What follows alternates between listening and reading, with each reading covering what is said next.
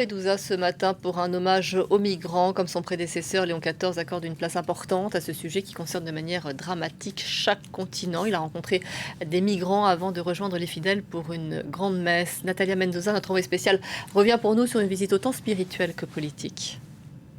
Léon XIV vient rappeler l'importance du respect de la dignité des migrants dans une île qui connaît bien cette problématique, car Lampedusa est devenu l'un des symboles des arrivées massives de ces migrants qui fuient l'Afrique, qui fuient la pauvreté et la violence en Afrique et au Moyen-Orient et qui risquent leur vie dans cette traversée très dangereuse de la Méditerranée. Ces 5 dernières années, près de 290 000 migrants ont débarqué sur cette île.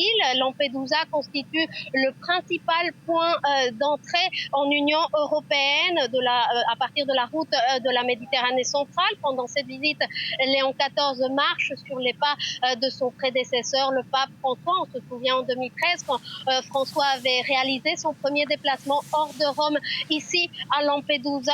Aucun pape ne s'était rendu à Lampedusa auparavant.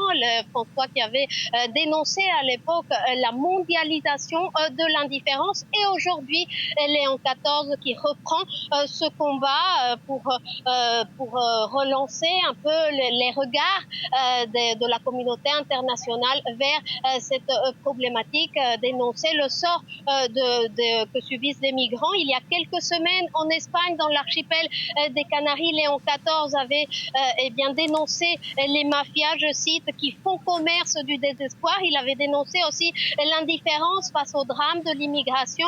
Depuis 2014, près de 27 000 migrants sont morts ou portés disparus en tentant de traverser la Méditerranée centrale. C'est la route migratoire la plus dangereuse au monde.